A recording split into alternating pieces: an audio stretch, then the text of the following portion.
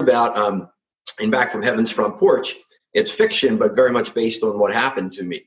The character in there is Jake, and it starts, the first line is, "Why is there no blood?" Because he's looking right into holes in his feet where the electricity came out, and they were all cauterized. So what I did there in that book is I put together 5 principles that I share with people, and I call Jackrabbit. Welcome to the Growth Life Podcast, where we celebrate individuals and their stories about moments where they were courageous enough to embrace uncertainty, brave enough to love diversity, and smart enough to realize that they don't know everything. The Growth Life Podcast shares stories of growth in all areas: careers, mindset, relationships, wealth, and health. All right, welcome back to the Growth Life. You are in for a treat today. As always, just for any new listeners, we want to just kind of tell you what the Growth Life community is all about. And really, we're a group that's courageous. We're courageous to really embrace the uncertainty that comes with growing and stepping into proactive change, intentional growth. We're brave enough to really embrace and be inclusive of all insights. We don't have the answers to everything. We're constantly learning, and we learn a great deal from experiencing, and we also learn from each other, which is why this podcast is so awesome and why more and more people are listening to this, because we're able to relate to each other and talk about things that are profound in if you really think about what you're moving through, because everybody's moving through something at any given moment. Whatever you're challenged with right now, whatever you're struggling with, that there's some principle that you just need to be reminded of, or you might just need a new perspective that can help you appreciate what you're moving through, that help you see the value in what's going on, and it's always there for your benefit. And I can't think of a better person to share a story and some insights with us than my new friend, Danny Bader.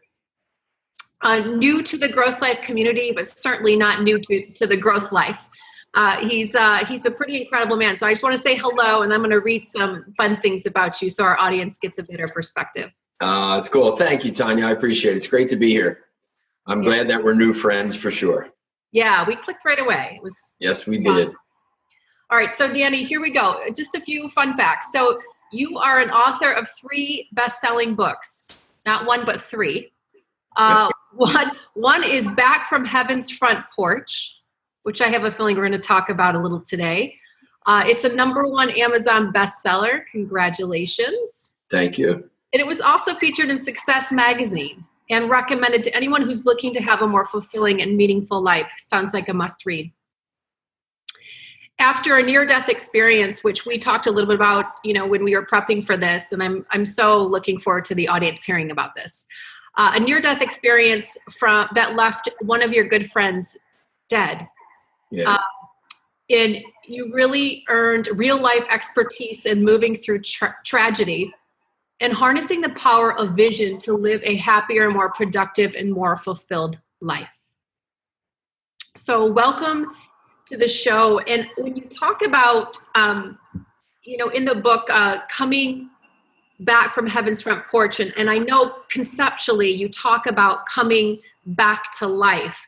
Mm-hmm. Tell us about that experience. I mean, did you actually cross over, so to speak, into, a near-death experience where you kind of could feel yourself leaving your body? Oh, yes. Yeah, absolutely.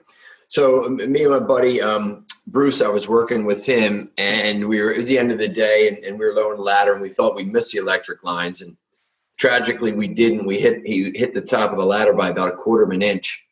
And that electricity came down. It was about 8,000 to 10,000 volts of electricity, and came down the metal ladder and went into both of our bodies.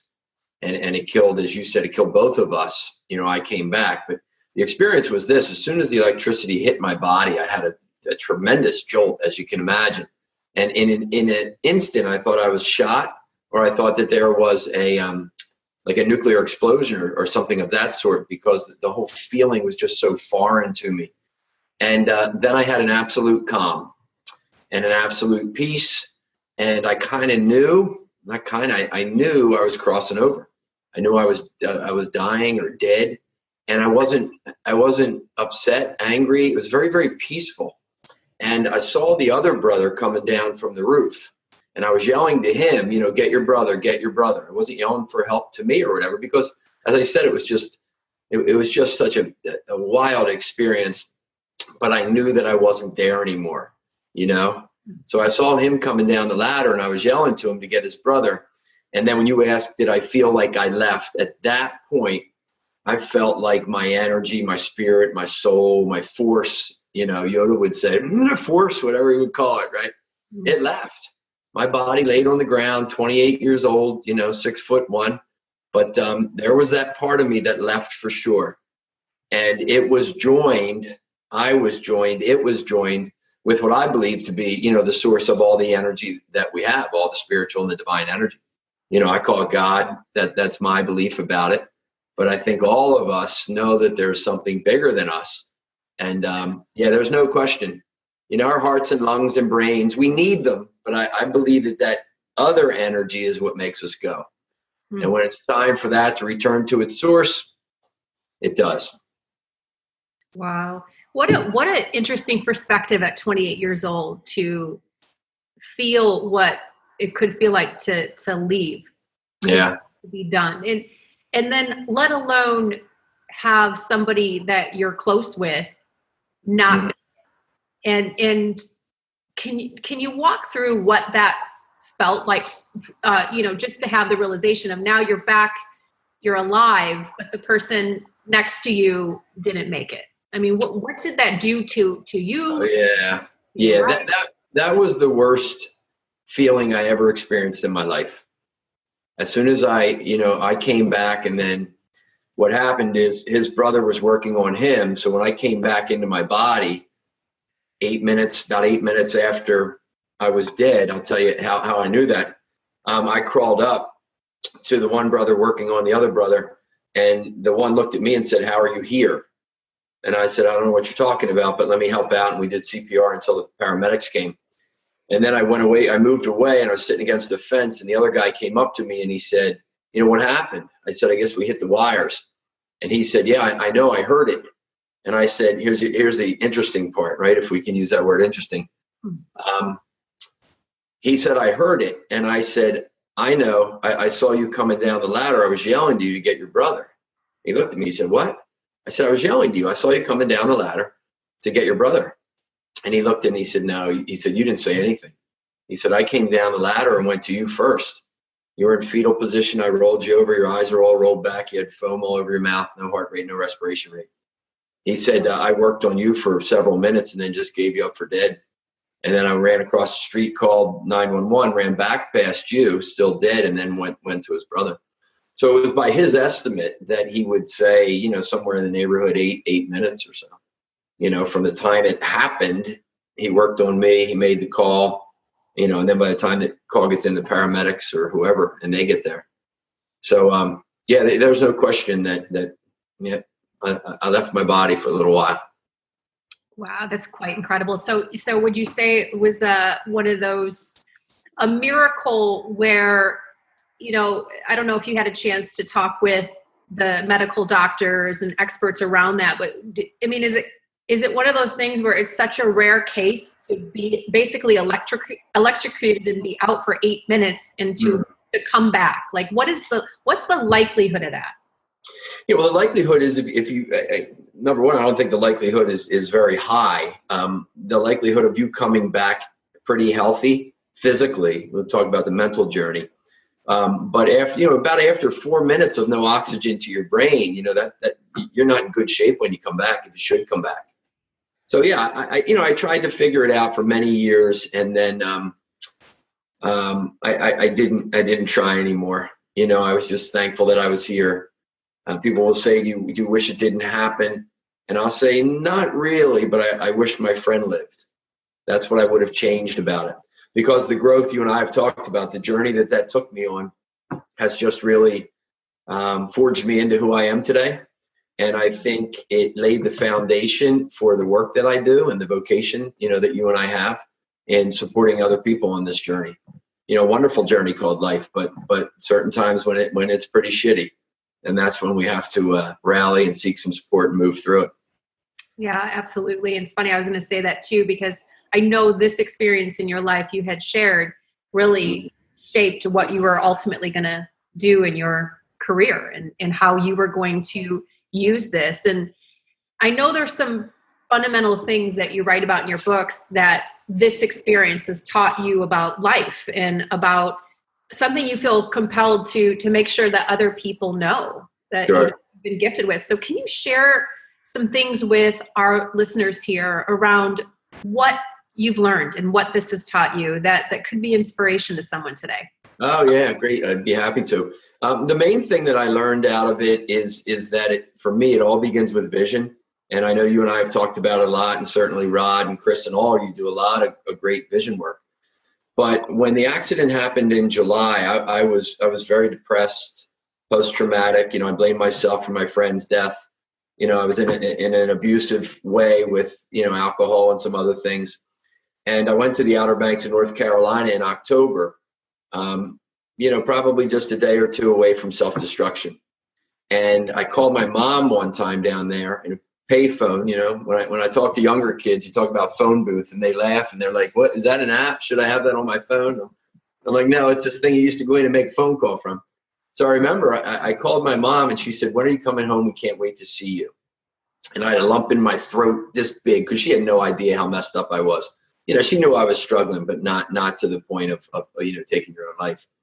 And I hung up the phone and I said to her, I'll be home in a day or two, and I love you too. And I walked out of the phone booth, and it was the first time from July, the accident, until this was October, that little voice in my head said, "I wonder what it's going to be like when I get better." So that's vision, right? Vision's the ability for us to imagine what needs to be real in all those areas of our life. For me, I just needed to move through this. I needed to realize that it was painful. I needed to realize that there was a lot of people around that loved me and supported me. And I needed to realize that I needed to just, the words of St. Paul, just press on, run the race, just trust and run the race.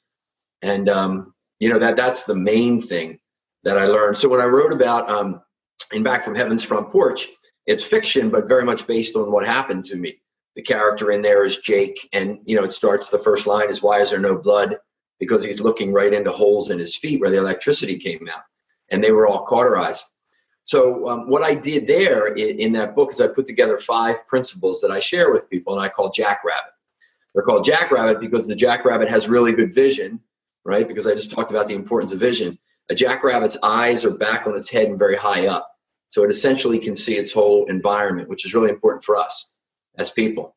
So the 5 principles that Jake learns in this journey kind of get him back into, the game of life, kind of gets him back to life, as you and I have talked about. We're not going to give it away, are we? Yep, go ahead. We're not going to give the book away, are we?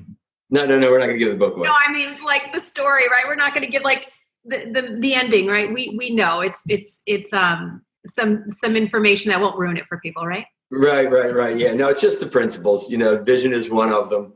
I mean, the ending of the story is right here. I'm 55, thankfully, and I'm back in this game of life, having moved through that. Yeah.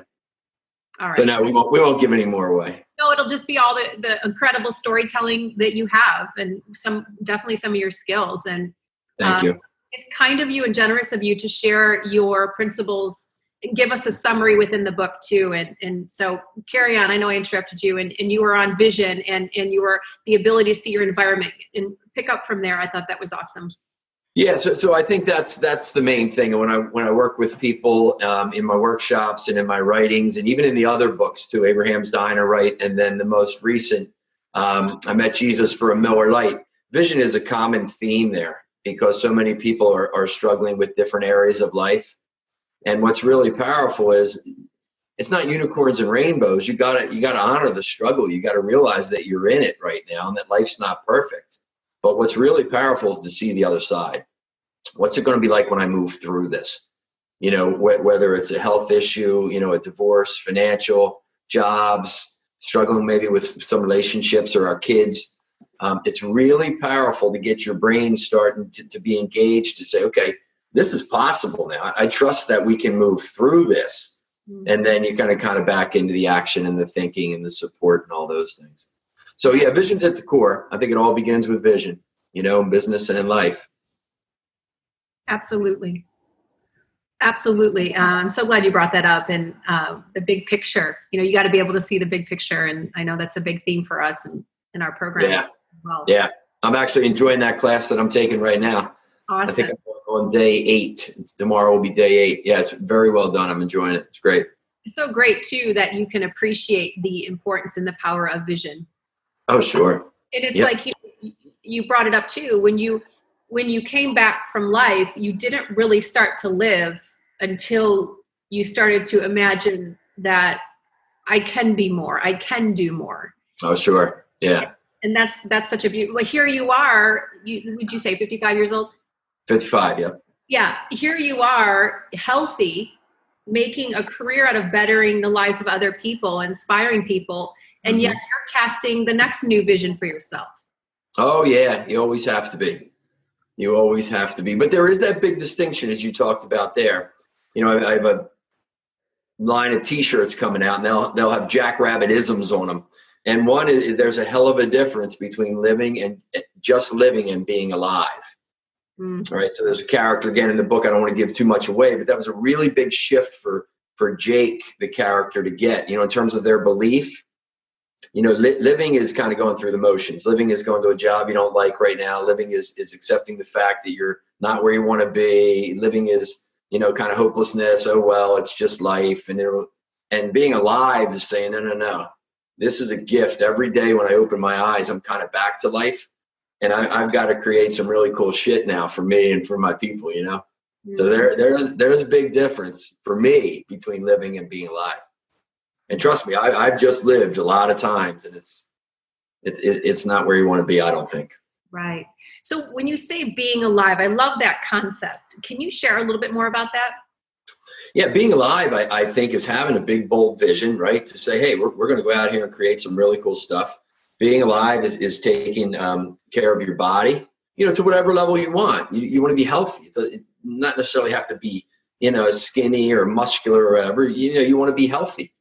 And I think that's really important. Being alive is having great relationships with people, but also understanding that we have to be vulnerable in those relationships, that we're not perfect, that sometimes we enter into judgment and those kinds of things. And we just catch ourselves and try to surrender and try to move back to a better person, and the next evolution of what we can be. And then for me, being alive is staying connected and continuing to strengthen the relationship with something bigger than us, that I call God. That's it. I mean, that's where it all starts for me. If that relationship is off, chances are some of the other things in life are off as well. Mm-hmm. Yeah, that's so great. I like how you said, we're not perfect, and that's not the goal. I mean, it's to truly embrace how perfectly imperfect we are. Yes. Yeah. Yeah, I love that. You and I talked about that. I love that. Yep. It really is, And it won't derail us. What I've found, and I'd offer this to the listeners, is if you understand that life's not perfect, and it's a core belief that you hold, it's not as if you're walking around looking for doomsday, but it is when life's imperfection shows up. I don't think it's going to knock you off kilter as much. I always say it's like if you go through a haunted house and the guy jumps out with the chainsaw and the red paint all over it, you're screaming. And then when you go through the second time, he's jumping out and you're like, all right, cool. Yeah, I got this. And then the third time through, you jump out at him, I think it's the same way in life. When they show up, we go, okay, we got it. Let's circle wagons, figure out what we need to do to move through this and get rolling, Yes. Tell us a little bit about how you made this a career. You made this truly your platform to give value to the world, to make a living. Can you share a little bit about that journey and Sure. people in our community that, I would say are coaches or, they're in the networking or the people development business. So Okay. it's always nice to hear, people you can relate to. Yeah. So I think that the basis for the journey started even before the accident. I always had an attraction, kind of a compelled to be a teacher. I thought about being a priest, back because my faith was strong. And I thought, well, I could just coach. I could, teach high school, coach basketball or whatever. And then the accident, then I went to college and majored in accounting, which was kind of one of those wrong turns. Nothing against our financial people, of course, but for me, not the best fit. And then afterwards, I took a couple jobs and I was just bouncing around. I was kind of struggling. I was doing the construction thing with the guys who owned the company. I was tending bar, lived in Aspen, Colorado for a little while. So I really was trying to figure things out and find myself, so to speak, which taught me a really good lesson is that you don't find yourself, right? You create yourself. It's like George Bernard Shaw says, I have it in my office. Your life is not about finding yourself. It's about creating yourself. So, as I got back, I worked in the restaurant industry for a little while. Then we got married, had a couple of kids, and that's not real conducive to family life. So then I worked in corporate America and some call centers and things like that. And then I moved over to the education place in the organization. And I remember my first workshop I ever led was a 4-hour goal setting workshop for people from the facilities team. And it was just like, the lights went off and the clouds parted, and I'm like, oh my gosh, this is it. So then I worked for a couple other companies. I worked for David Allen, great guy, wrote Getting Things Done, and then went out on my own a couple of years ago. So I think I kind of always knew I wanted to do this. I think it was getting comfortable with the accident.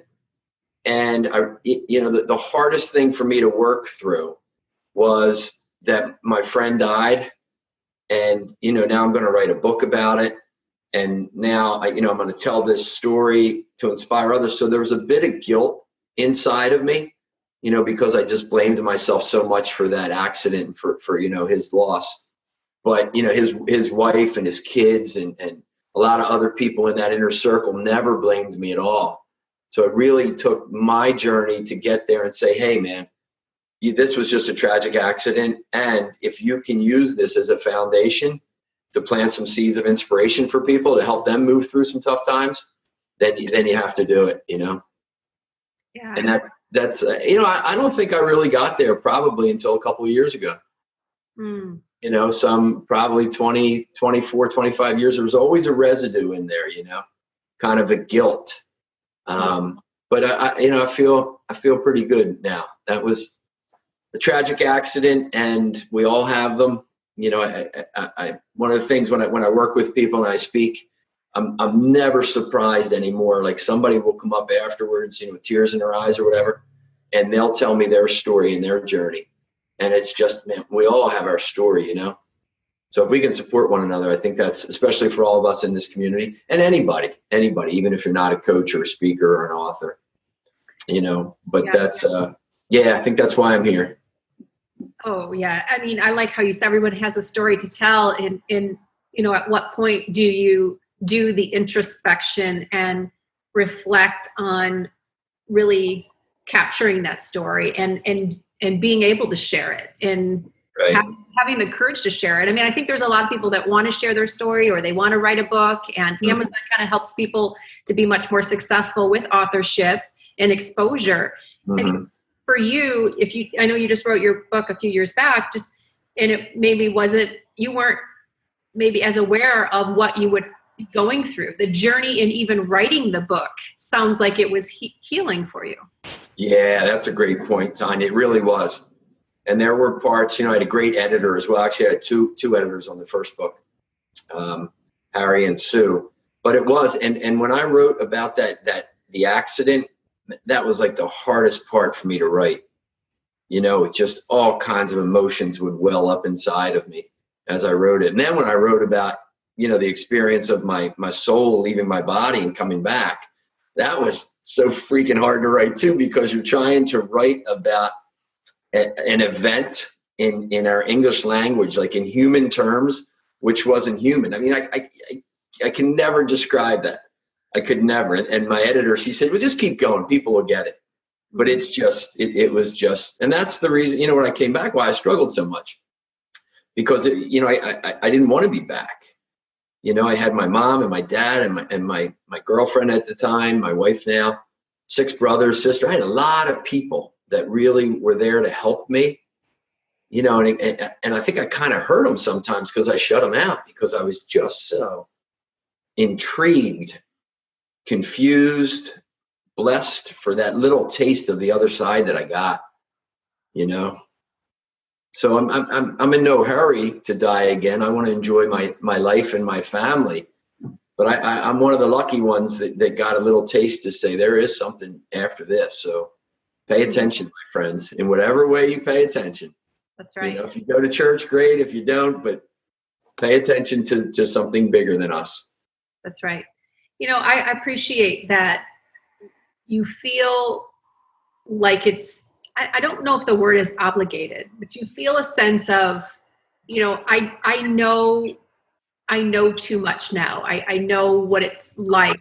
I have a real perspective, right, of leaving this earth, if you will. Yeah. And, there's a lot of people that may not even be able to appreciate even the struggles, but the life that they have, because, maybe that perspective isn't there. And, right. And I've heard other people talk about basically dying and coming back to life. And I've heard that time and time again, that it's almost really hard to describe that feeling. Oh, yeah. Yeah. Very, very difficult, because it's not, I don't think there's anything that really compares to it in this life. I'll often say to people, hey, think about the time when you felt most loved, by a significant other, with a child, holding a newborn baby. When did you most feel that energy of love? And they go, oh, okay, I got it. I said, times that by like 10 trillion. And that's getting close to what it's going to be like, I remember listening to a story once of somebody who had that, they had died and they came back. And when they came to, they said, am I still living? And the nurses are like, yeah. And they're like, and this individual is like, I don't want to. I really would prefer to go back to where I was. It was so much better. Oh yeah. And well, that's why we called it Back from Heaven's Front Porch, because I remember my older brother, Paul, was the one. We were at a party sometime, afterwards. So this is many years after the accident. I was starting to write the book, and we were talking about titles. And I had described to him what happened. And he said to me, maybe you were just on heaven's front porch.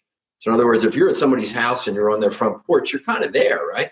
But there's further to go. And that's the experience that I had. I was there, no question. And there was further to go. And I remember the instant. So you asked, did I remember leaving my body? Mm-hmm. I also remember coming back. And it was prompted by my concern or my love for my mom and, my girlfriend at the time. Because I had that proverbial choice of, do you want to stay or go, that so many of us that have crossed over have talked about. And my cosmic communication at this time, it wasn't words. I kind of said, but not words. What about my mom? What about? And then that's when I was right back in my body, like in an instant. It's like you chose to come back then. Yeah, I guess I did in a way, because it felt like I had that choice, or that energy of Danny Bader had that choice. Other people say, well, there's a purpose. God wasn't finished with you, whatever. But I think my belief, the greatest energy that we all have is love. We talk about the t-shirts, right? Don't let dumb shit matter. Lead with love. There's just, if we could just all love a little bit more, gosh, that would be nice. So that's lead with love, right? Sometimes it's the hardest thing to do, isn't it? Yeah, well, especially yourself. Yeah, that's a whole nother podcast, I think, huh? It is. It's one I'm pretty passionate about too. I think connection in life, even like you were saying with God and the relationship with yourself, connection is what makes life meaningful. And sure. Fulfilling. And so, to say that we're numbed or that we're not impacted by the relationships in our life is crazy. And it's, it's designed that way. It's designed so that we can learn and we can grow and we can give ultimately more love. Yep. I agree with that. Very well said. Yeah. Well, we could talk for a very long time. So what I'd like to do is just ask a few more fun questions for you. Now, just for our listeners, I didn't send him these questions. So it's just going to be totally off the cuff, right from the heart. All right. With your answers. So Tell me what you've been curious about lately, whether it be kind of like in business or maybe even in your personal life. Like, what's got you curious? Good. Yeah. So in business, it's, just curious more about my message and how I can kind of refine that and take it to a broader audience. Because as I said, I struggled for a long time trying to kind of step into, okay, this is what you're doing now. And so I'm curious about how I can take this message. And when I say my message, again, it's some of the principles that we talk about, that you talk about, that I write about in life, they've been around for forever. I mean, I like to read the Stoic philosophers. I get an email every day about Marcus Aurelius and Epictetus, all these guys. So it's really, Jackrabbit is really just Danny Bader's spin on it, because he had this experience and because, like you, he wants to support people on the journey. So kind of curious about that. In terms of personally, it's just my spirituality is, for me, it's that, the way I was raised and Catholic and on, I still practice that, but God was out there. And now, I've been reading a whole lot more. And St. Paul, who had a huge conversion to the faith, they talk so much more about God within, and inspiration is spirit, right, within us. So it's really that duality to say, yeah, there's God out there. There's God everywhere, but also there's a piece of that divine energy in me. Not that I am God, but that there's that strong connection. So I'm really trying to settle in and tap into that more, and journal about it. And, I wrote about that a little bit in I Met Jesus for a Miller Lite. If anybody would read that, that's kind of the theme in there. The main character there, Michael, was a football player in the NFL and then got knocked out with concussions. So he's kind of lost his identity now. He wanted to play for 12 years and he didn't. So, he's kind of curious and exploring some things as well around that. That's awesome. So Jesus drinks Miller Lite? I guess. I don't know. I know the Bader brothers. I've drank a lot of Miller Lights. You talked to him when you were... maybe Miller Lite will get me to do a commercial for them, right? Oh, that's good. I think I love what you said about being curious about sort of your next level of being able to inspire more people. Yeah. I love the curiosity you have around your own spiritual growth. Right. I can tell you, it's a big theme, and there's a lot of people in our community that have that same curiosity, and may that never go away. Thank you. Yeah. Right back at you. Yeah. Yeah. I share that as well. And all right, next question. What is your go-to way to get back into what you would say is your peak emotional state, where Danny's at his best? I would say up early, out of bed, journal, exercise, journal, a little bit of prayer, a little bit of exercise, and then a good visualization of the day. If I can get into that puts me in a pretty good state. And then just to always, when I'm a little off kilter, just come back and I just try to remember somebody along the years that has come up to me and let me know that they were impacted by something I said, something I wrote.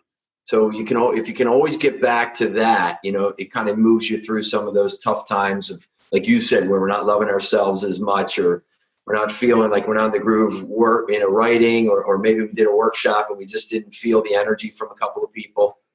But if you can go back to know that we all are touching people, that will get me back in the game pretty good as well.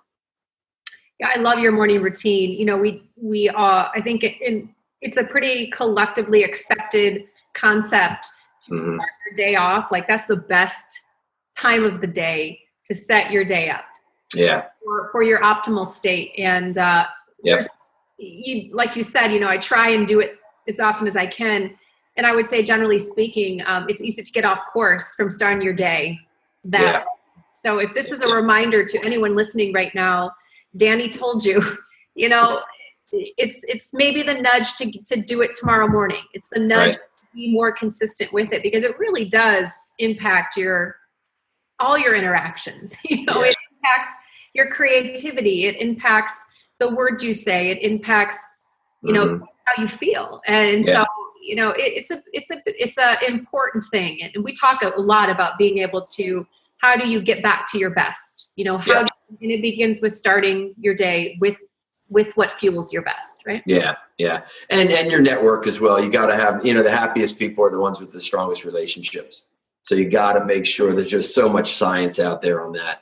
You know, you got to make sure you stay connected to your people. And I would also say to folks too, make sure, you know, try to tighten up your workflow and your commitments and your emails and your to-dos. You know, having worked with David Allen, you know, his getting things done methodology is just brilliant. And, you know, a clear space. I mean, my office is usually pretty clear. I always have a lot on the walls because I kind of, you know, like pictures and crosses that I buy from around the world.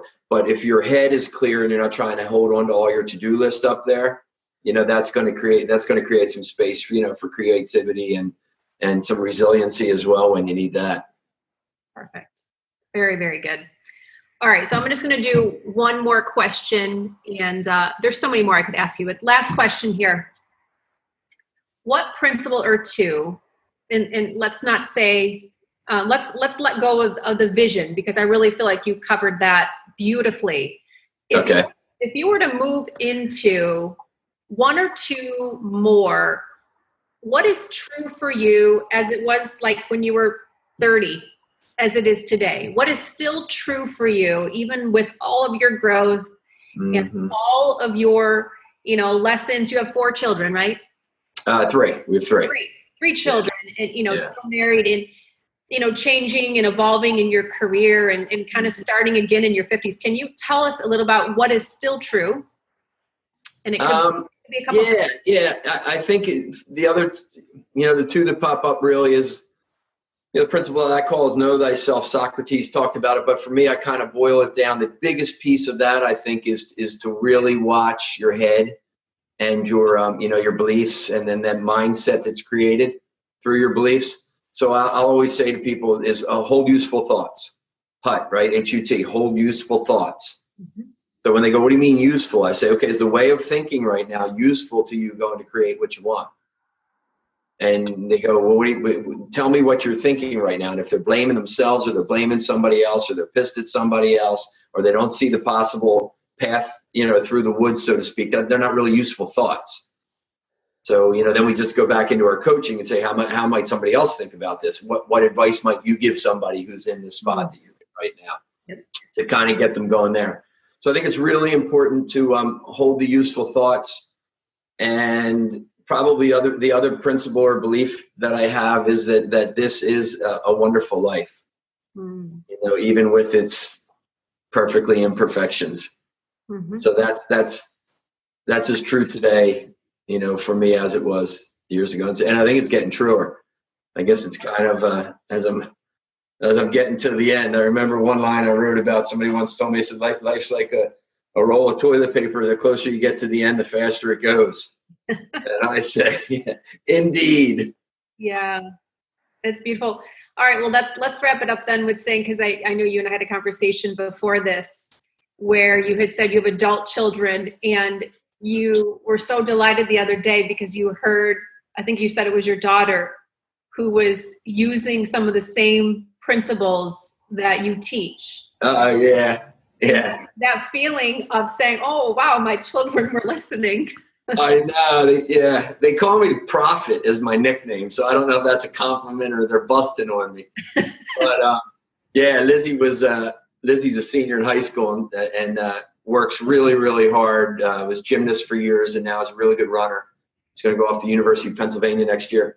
But she's got one of her teammates who's younger, very talented runner, but just gets worked up a little bit before races and things. And Lizzie was just kind of talking her down, you know, to breathe and imagine a good race and all that. And she come home and she laughed, kind of rolls her eyes. She said, I kind of sounded like you, Dad. And she gave me a hug. So that was pretty cool. That's awesome. Yeah, you never know. And sometimes you'll find out just how you're impacting others and how you're inspiring people. So just trust, Danny, if I can leave you with anything, just trust that you are inspiring so many people and just to keep going. And if growing for you means, expanding your message and offering more, then I that's what you should do. Well, thank you very much. For sure. I appreciate that, and I certainly appreciate the support from you, and I trust our relationship will be many, many years into the future here. Yes, yeah, and we welcome you in the Growth Life community. I know our community would love to see more of you, and so definitely stay connected, and we look forward to sharing this out. So that sounds great. Tanya, thanks so much. I appreciate you having me on. It was a pleasure. Mine too. Thank you so much for catching this episode of the Growth Life Podcast. Join us at growth-u.com. That's growth-u.com.